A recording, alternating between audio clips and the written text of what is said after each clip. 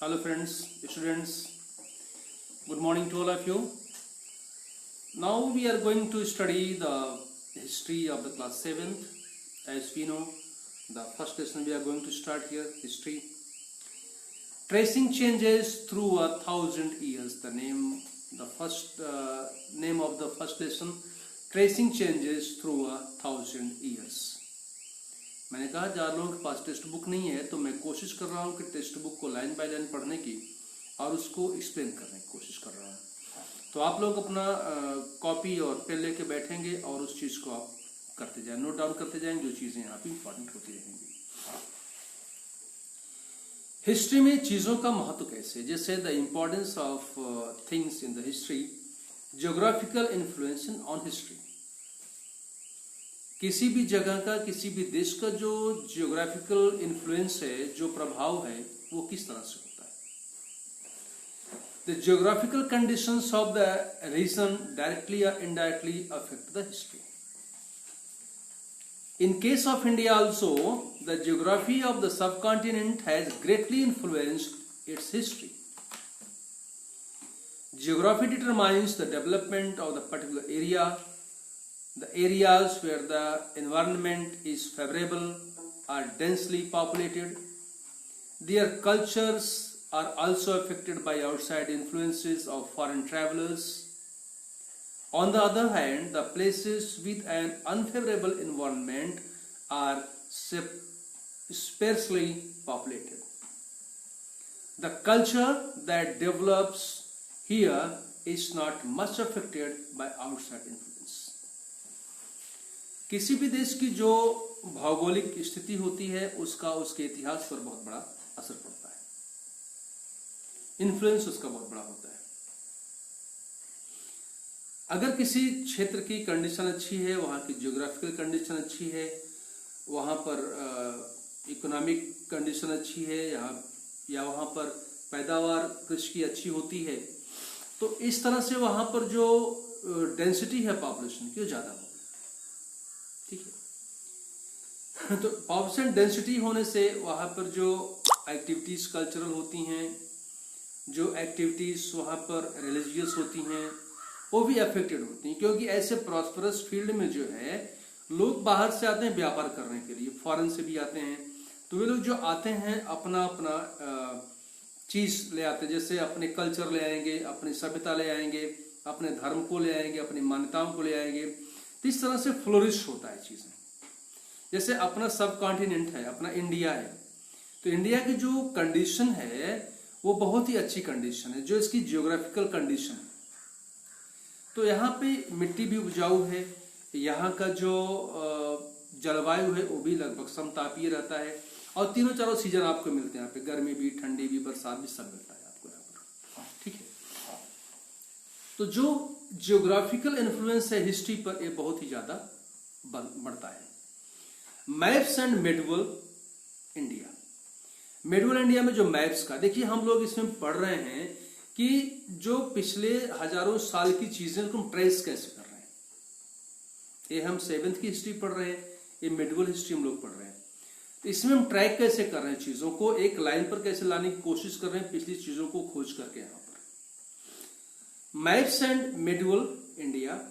The art or science of making maps is known as cartography. ये होता है cartography बोलते हैं इसको। वो साइंस और विज्ञान जिसमें हम लोग मैप्स को बनाते हैं, ठीक है ना, क्योंकि हर चीज का एक साइंस है भाई। तो साइंस से भी है, जो भी हम चीज साइंस की डेफिनेशन होती है। तो हम मैप को जो बनाते हैं, वो मैप बनाने वाले लोगों को क्या बोलते हैं, या जो विज्ञान को क्या बोलते हैं, cartography. A person who study the history of map making or use tools and techniques to make new maps is known as cartographer. जो लोग नए मैप्स को बनाते हैं या उस मैप को स्टडी करते हैं, उनको क्या बोलते हैं, कार्टोग्राफर बोलते हैं। ये चीजों को लिख लीजिए आप लोग, जैसे भी आप पेन लेके बैठे हैं, कॉपी लेके बैठे हैं, ये चीजें आप लिखते चलिए। ये लेक्चर्स मैंने आपको कहा यूट्यूब पे ट्रांसफर हो जाते हैं, सभी लेक्चर्स यहाँ पर आते हैं।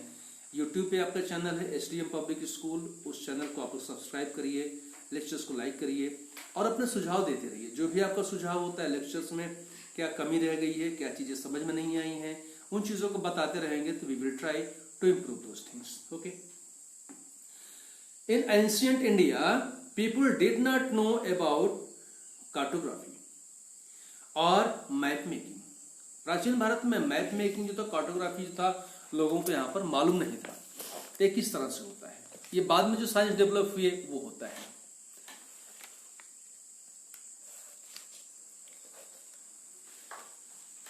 In fact, the worldwide growth of trade and expansion of empire during the medieval period created the need of accurate maps.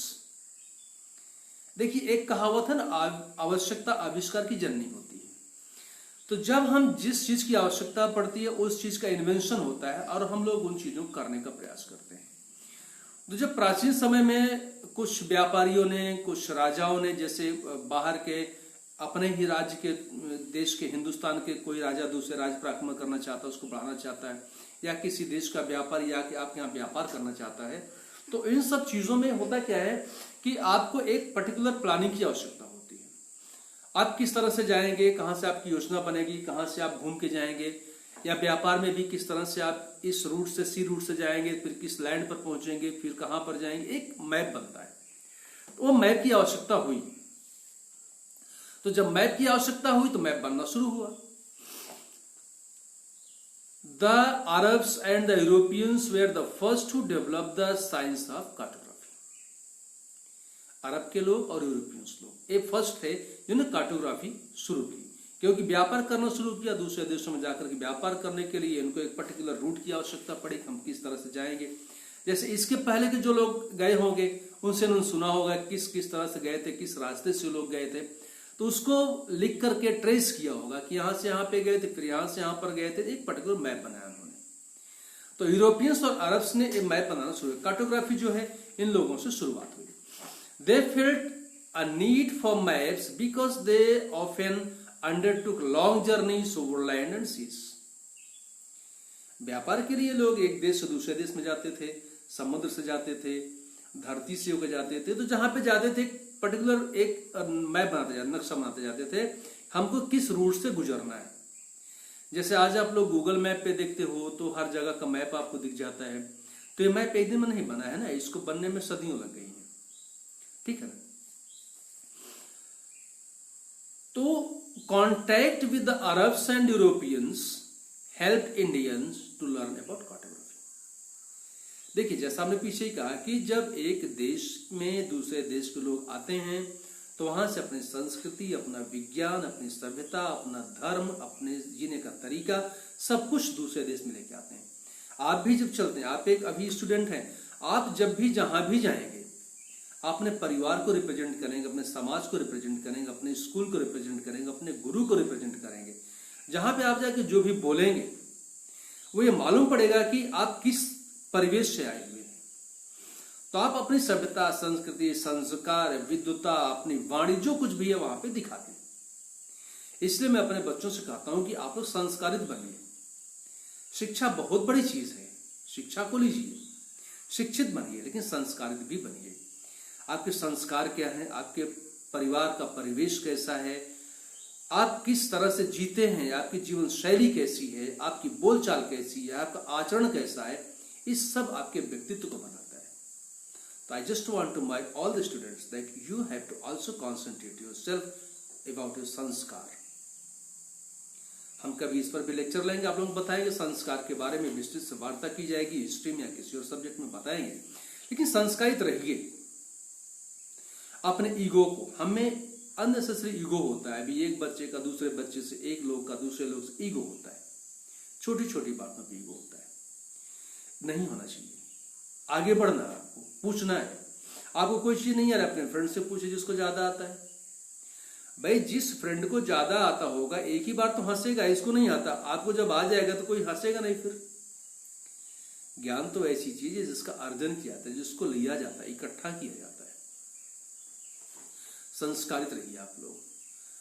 बड़ों से कैसे बात करनी है, अपने छोटों से कैसे व्यवहार करना है, अपने गुरु से कैसे व्यवहार करना है, समाज के लोगों से कैसे व्यवहार करना, हमको आचरण कैसे रखना है, अच्छा क्या है, बुरा क्या है, इन चीजों को भी हमको ध्यान रखना होगा. पढ़ाई का मतलब एक समग्र व्यक्तित्व का निर्माण होता है। आपके अध्ययन का मतलब नहीं कि आपने हिस्ट्री पढ़ ली, साइंस पढ़ लिया, मैथ्स पढ़ लिया, आपको सभी आ गया, आप एक डाटा आपके दिमाग में सब फीड हो गया, एक आप डाटा बैंक हो गए। ऐसा नहीं, ये पढ़ाई नहीं है। You should become a complete human being, ये पढ़ाई होती है। आप जहां पे जाओ, जैसे जो लोग जहां से आए अपने साथ व्यापार ले आए, लेकिन वो जब आए तो जिस परिवेश से आए, जिस संस्कार से आए, जिस सभ्यता से आए, जिस जीवन शैली से निकल करके आए, वो सब लेकर के अपने साथ आए और उसका प्रभाव यहां छोड़ा। यहां के लोग बाहर गए तो लोगों ने अपनी चीजों को बाहर छोड़ा, इससे ग्लोबलाइजेशन हुआ। यहाँ का सभ्यता संस्कार दूसरी जगह के यहाँ पर, इससे सभी संस्कृतियां रिच हुई। सभी में जो कमियां है उसको दूर करके लोगों ने अपने को मजबूत बनाया। तो इस तरह से इनके मदद से इंडियंस ने भी यहाँ कार्टोग्राफी सीखी। An Arab cartographer al Idrisi made a world map in 1154। एक अरब का जो ज्योग्राफर था उसका नाम था अल इदरीसी, नाम नोट करते रहिए। अल इदरीसी ने जो अरब का ज्योग्राफर था उसने 1154 में वर्ल्ड का मैप बनाया। Map 1 is a part of his world map that shows a detail of the Indian subcontinent. उसने एक मैप बनाया और उस मैप के जरिए उसने दिखाया कि जो सब कॉन्टिनेंट है इंडिया का वो कैसा है। ठीक है, तो इस तरह से उसने पहला मैप बनाया इंडिया का, जो सब कॉन्टिनेंट दिखाने के लिए बनाया। दूसरा मैप आपकी बुक में दिया गया, मैं अभी आपको इसको दिखाऊंगा। was made by a French cartographer in the 1720, nearly 600 years after map 1। जब पहला मैप बनाया अल इदरीसी ने बनाया, उसके 600 साल बाद इसने जो मैप बनाया, जो फ्रेंच का कार्टोग्राफर था, वो मैप दूसरे तरह का था। This was part of an atlas, जो बनाया उसका एक पार्ट बनाया गया। एटलस बनाया उन लोगों ने, उस एटलस का पार्ट था। Although both the maps show the same area, the Indian subcontinent, they are quite different from each other। Subcontinent को दोनों मैप में दिखाया गया। मैं आपको दिखाता हूँ, एक यहाँ पर मैप दिखाता हूँ। पहला मैप यहाँ पर जो बुक में दिया गया है, Indian subcontinent drawn by the geographer al Idrisi. Al Idrisi ने ये बनाया था, ये मैप है जो इंडिया का मैप बनाया, ये अल इदरीसी का बनाया हुआ मैप है। ठीक है, इसके बाद इसके 600 साल बाद जो मैप बना, वो मैप हम आपको ये दिखाते हैं। इसमें इंडियन सबकॉन्टिनेंट, दोनों में बहुत अंतर है, दोनों मैप्स में बहुत अंतर है। ये देखिए दूसरा मैप जो इसने बनाया, ये देख रहे हैं, इंडियन सबकॉन्टिनेंट का मैप बनाया है तो इसने। ठीक, जैसे मैप वन हम लोगों ने जो देखा, shows that southern India and Sri Lanka on the top, that is, it refers North India as South India, while this is not in case of map 2. Here, South India and Sri Lanka are given at the bottom of the map. अब यहां पर देखिए, यहां पर अगर इस map को उल्टा करके देखेंगे तो कुछ समझ में आएगा। इधर श्रीलंका है, इधर सब कॉन्टिनेंट है, इधर ये ओशंस है आपके, इसको इसने उल्टा करके दिखाया, ऐसे दिखाया। तो अल इदरीसी के मैप में क्या था कि चीजें उल्टी थी। यहां पर दिख रहा है लंका, दिख रहा है इंडियन सब कॉन्टिनेंट आपका जो है ये आप ये दिख रहा है, ठीक है ना, इस तरह से दिखा। लेकिन जो दूसरा मैप दिखाया गया, जो कि 600 साल बाद बना, और इसको बनाया था एक यूरोपियन ने, ये मैप ऐसे बना। जो मैप आज तक हम लोग लगभग देखते हैं, इस तरह से कुछ मैप बनाया। जैसे श्रीलंका नीचे था इसका, ये आपका इंडियन सब कॉन्टिनेंट। ठीक है, map 1, the names of places are marked in Arabian and some well known names as spelled differently, while in the time of the formation of map 2 information about the subcontinent had changed subsequently. Map 2 is more familiar, क्योंकि वो 600 साल पहले बना, 1100 में बना था। 1100 में जो मैप बना उसमें नॉलेज का कलेक्शन इतना अच्छा नहीं रहा होगा कि लोगों ने बहुत से कलेक्शन नॉलेज का था कि इस तरह से रहा होगा। 600 साल बाद की कंडीशन बदल गई होगी। 600 साल बाद जो कंडीशन थी उसमें क्या था कि किस तरह से उसमें चीजों को रखा गया था, जो इंफॉर्मेशन और लोगों ने और ट्रैवलर्स ने की हैं उसके बारे में बताया गया था। तो उनके जानकारी के हिसाब से, उनके कलेक्शन के हिसाब से जो चीजें बनाई गई, वो मैप हमने दूसरा मैप देखा जो कि ज्यादा फैमिलियर है। आज जो मैप हम लोग देखते हैं, thus we find that cartography is in these two periods different from each other. दोनों पीरियड में जो कार्टोग्राफी थी आपकी वो अलग अलग हो गई, ठीक है।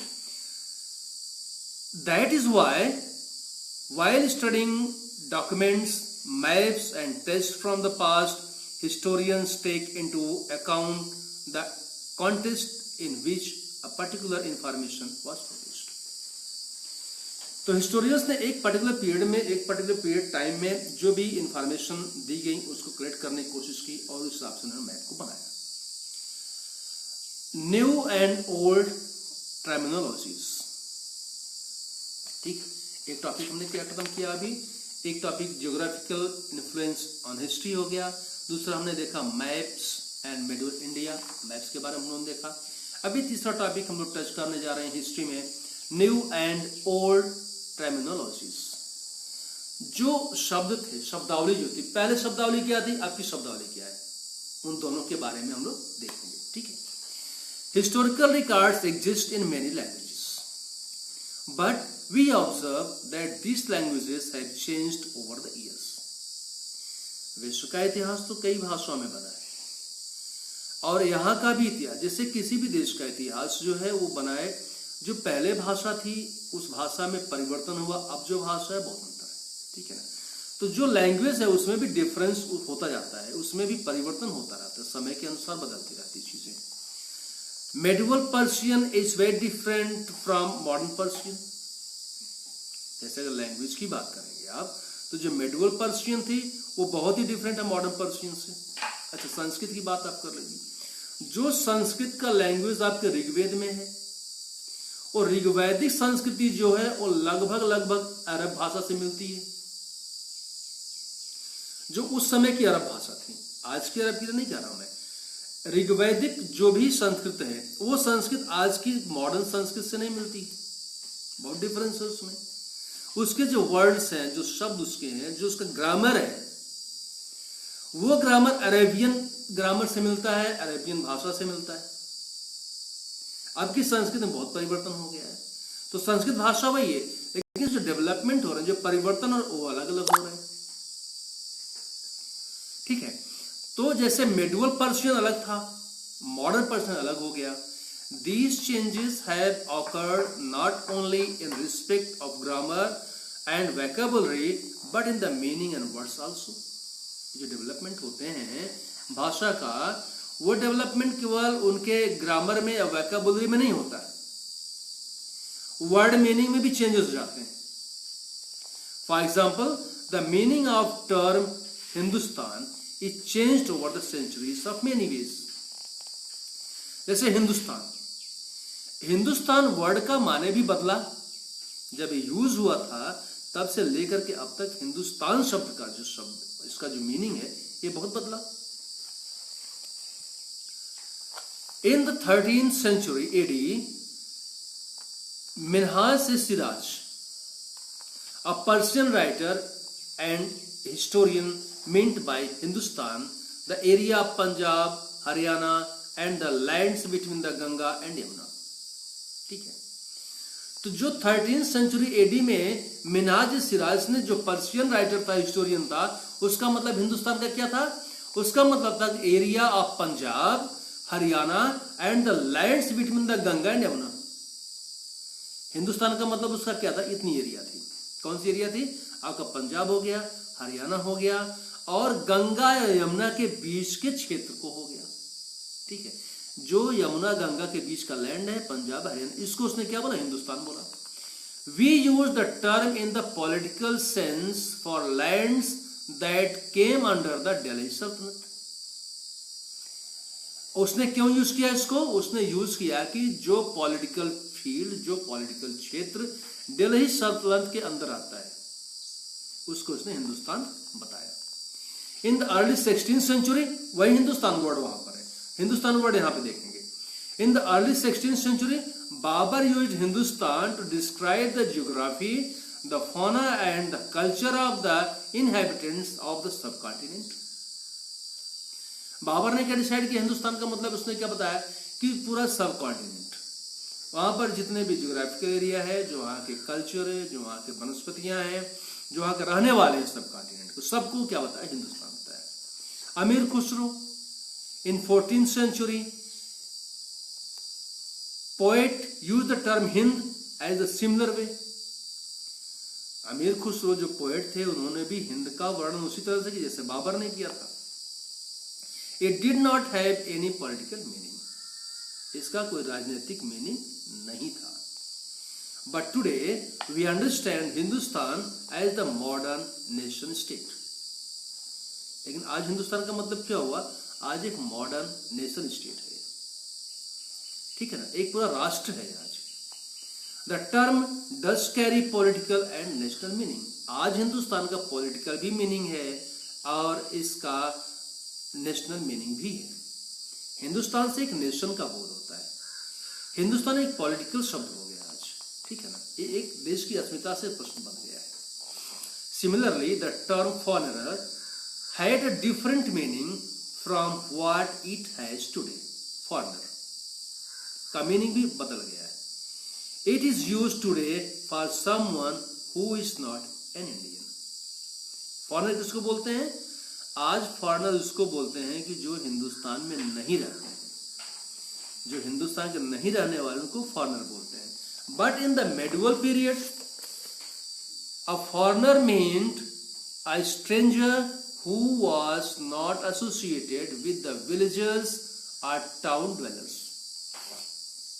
मेडिवल में क्या फॉरेनर का मतलब होता था कि जो लोग उस गांव के नहीं हैं या जो लोग उस टाउन के नहीं हैं, वहां के रहने वाले नहीं हैं, जो किसी बाहर के गांव के हैं या किसी बाहर टाउन के हैं, शहर के हैं, कस्बे के हैं, उनको फॉरेनर बोला जाता था। देख रहे हैं फॉरेनर कितना डिफरेंस। और आज फॉरेनर का मतलब क्या हुआ? जब person who is not Indian, अपने देश का नहीं है, बाहर देश का है, उसको फॉरेनर बोलते हैं। पहले मिडिवल पीरियड में क्या था? फॉरेनर उसको बोलते थे जो लोग अपने गांव या कस्बे के नहीं होते थे, उनको फॉरेनर बोलते थे। डिफरेंस हो गया, एक ही शब्द का डिफरेंस हुआ। He, she was not a part of village society or culture. In Hindi वो जो फॉरेनर होता था, इसका मतलब है कि वो अपने विलेज का नहीं, अपने सोसाइटी का नहीं, अपने कल्चर का नहीं है, ठीक है ना। In हिंदी the term परदेसी might be used to describe such person and in Persian अजनबी। जैसे हम क्या बोलते हैं? परदेसी। परदेसी का मतलब क्या है कि जो अपने कल्चर का ना हो, अपने गांव देश का ना, परदेसी हो गया। अजनबी जो पर्शियन वर्ड है, अजनबी का मतलब क्या हुआ कि जो वैसे जिसको हम जानते ना हो, जो अपने गांव क्षेत्र का, अपने कल्चर का नहीं है, वो अजनबी हो गया। तो वर्ड वही है, लेकिन वर्ड में डिफरेंसेस होते जा रहे हैं, ठीक है ना। फॉरेनर का डिफरेंस आपने देखा है। Notably, two persons living in the same village or town were not foreigners to each other, even though they may have different caste and religions. लेकिन अगर दो लोग अपने ही क्षेत्र के हैं, अपने ही गांव देश के हैं, और उनका रिलीजन या कास्ट अलग हो सकता है, लेकिन वो फॉरेनर्स नहीं कहे जाएंगे। वो लोग एक ही जगह रहने वाले हैं, एक ही जगह नागरिक हैं, लेकिन दूसरे गांव, दूसरे क्षेत्र का हो गया, दूसरे उसका हो गया, तो इसका मतलब वो फॉरेनर हो गया, यानी अजनबी हो गया। ये चीजें हमने देखी। अब देखते हैं हिस्टोरियन एंड दियर सोर्सेस। इतिहासकार कौन कौन से थे और उनके सोर्सेस क्या क्या थे? देखिए, इतिहास में जरूरी हमने पहले बताया कि हम किन किन सोर्सेस से इंफॉर्मेशन कलेक्ट करते हैं और उसको क्रमबद्ध तरीके से प्रस्तुत करते हैं हिस्ट्री में, ठीक है ना। Clues and evidence on the basis of which we write history are known as sources. आप इसकी डेफिनेशन लिख सकते हैं, जो हम बोल रहे हैं यहाँ पर, क्योंकि मैंने कहा कि आप लोग पेन और कॉपी लेके बैठिए अपनी। Clues and evidence on the basis of which we write history are known as sources. Historians use different types of sources to learn about the past. अलग अलग तरह के सोर्सेस को हिस्टोरियंस ट्रेस करते हैं, उनको पढ़ते हैं, उनको निकालते हैं हिस्ट्री लिखने के लिए। The sources they choose depend upon the period of their study and the nature of their investigation. ठीक है, तो ट्रेस उन चीजों को करते हैं कि जैसे उनके स्टडी का क्या दायरा है, यानी किस टॉपिक पे स्टडी कर रहे हैं। जैसे कोई अगर कल्चर पे स्टडी करेगा तो कल्चरल चीजों को पकड़ेगा, कोई इकोनॉमिक डेवलपमेंट पे बात करेगा तो इकोनॉमिकल चीजों को पकड़ेगा, कोई पॉलिटिकल डेवलपमेंट का करेगा तो राजघरानों की बात को देखेगा। इसका मतलब अलग अलग उनके सोर्स चूज करते हैं। जिस भी तरह की हिस्ट्री को लिखना होता है उस तरह के सोर्सेस को चूज करते हैं और ट्रेस करने के बाद उस हिस्ट्री को निकालते हैं। Likewise, the ancient period, the source of this period can also be divided into archaeological and literary sources. जैसा बताया था मैंने आपको पहले भी कि जो प्राचीन इतिहास को हम पढ़ते हैं तो उनमें अगर प्री हिस्टोरिकल पीरियड है जहाँ पे कोई रिटन डॉक्यूमेंट हमको नहीं मिलता है तो वहाँ पर हम लोग आर्कोलॉजिकल सर्वे या जो उस पर एक्सकेवेशंस करते हैं, हम लोग जो खुदाई करके चीजें मिलती हैं, साक्ष्य मिलते हैं, उनके आधार पर करते हैं। मेडिवल में जैसे लिखित चीजें मिलती हैं, लिखित चीजों के अनुसार आपके जो मॉन्यूमेंट्स हैं, जो और चीजें आपको इस समय भी मौजूद हैं, उनकी भी स्टडी करते हैं। तो हर चीज का एक सेगमेंट होता है, किस सेगमेंट में कौन सा हिस्टोरियन काम कर। अभी आप इंडिया की हिस्ट्री पढ़ेंगे, economical political history of India, ठीक है, कहीं पर कल्चरल हिस्ट्री ऑफ इंडिया मिलेगी। तो जिस तरह की हिस्ट्री को जो हिस्टोरियन लिखता है उस तरह के साक्ष्यों को, उस तरह के क्लूज को फाइंड आउट करता है, इन्वेस्टिगेट करता है, तब जाकर लिखता है। अभी यहाँ पे हम लोग पढ़ेंगे आर्कोलॉजिकल सोर्सेस। आर्कोलॉजिकल सोर्सेस क्या क्या है, आर्कोलॉजी हम लोग कहाँ से लाते हैं या किसको आर्कोलॉजी बोलते हैं हम लोग। Archaeology is the study of past culture and period of history by examining the remains of the buildings and the objects found beneath the ground.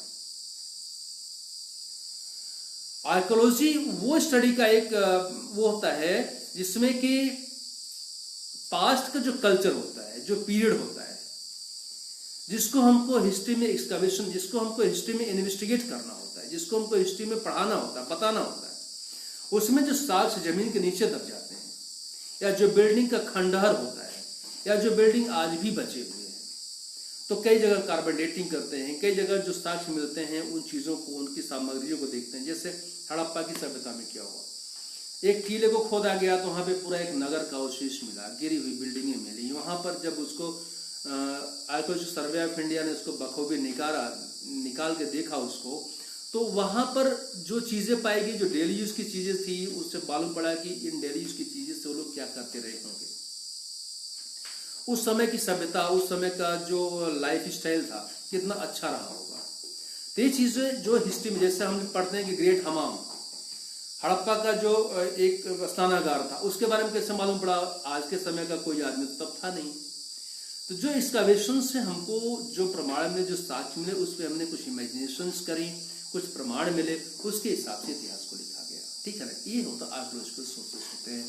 जो बिल्डिंग्स भी अभी हैं, जैसे दिल्ली में है, चेन्नई में है, हैदराबाद में है, लखनऊ में है, रेजिडेंसी आप चले जाइए लखनऊ में है, तो वहाँ पे जो भी रेजिडेंसी में जो अभी बिल्डिंग है, वहाँ पे जो अंग्रेजों का वहाँ पे छावनी थी, या जिस तरह से वहाँ जो घटनाक्रम हुई, तो क्या रिटन हिस्ट्री भी है और उसका आर्कोलॉजिकल सर्वे भी, दोनों चीजें हैं।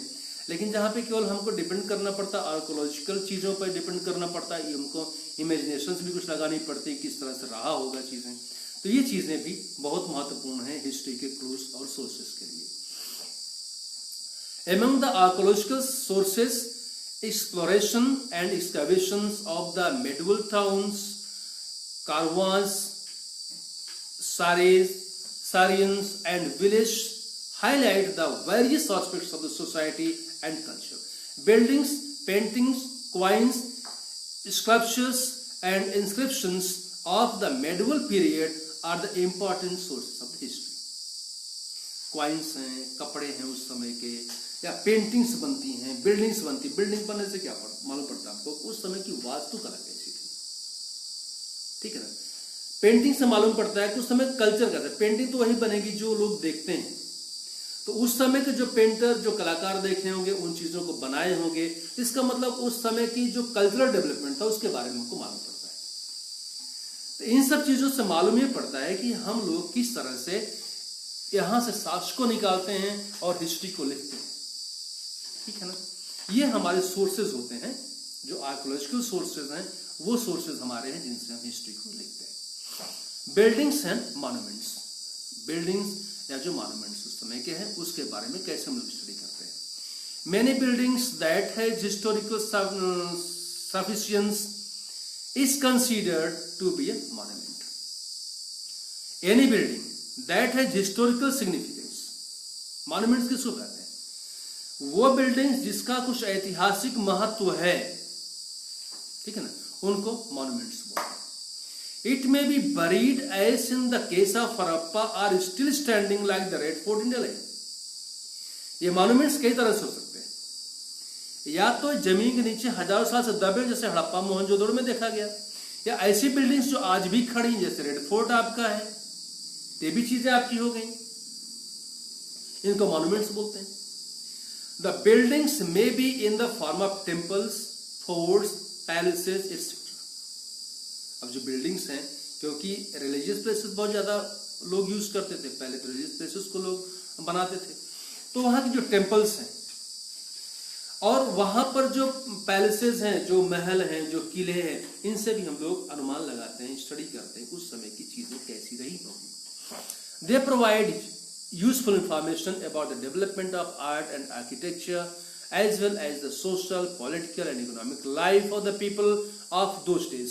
सम important buildings or monuments of this period are the Qutub Minar, Buland Darwaza, red fort, Taj Mahal. ये सब भी चीजें जब हमने नाम लिया, ये सब चीजें हिस्ट्री के बारे में बताती हैं। उस समय के जो स्थापत्य कला है, उस समय जो आर्किटेक्चर है, उस समय जो लाइफ स्टाइल है, उनके बारे में भी चीजें बताती हैं। जितने टॉपिक्स हम लोगों ने आज पढ़े हैं उसको आप लोग अच्छे से पढ़िएगा। हम कल फिर मिलेंगे और हम लोग कल जो करेंगे paintings and other art craft पढ़ेंगे, फिर कॉइन्स का है, इंस्क्रिप्शंस हैं, इन सब चीजों के बारे में हम लोग कल पढ़ेंगे। So take care of yourself, study hard, work hard, concentrate yourself, don't disturb your mind in this lockdown period. Okay.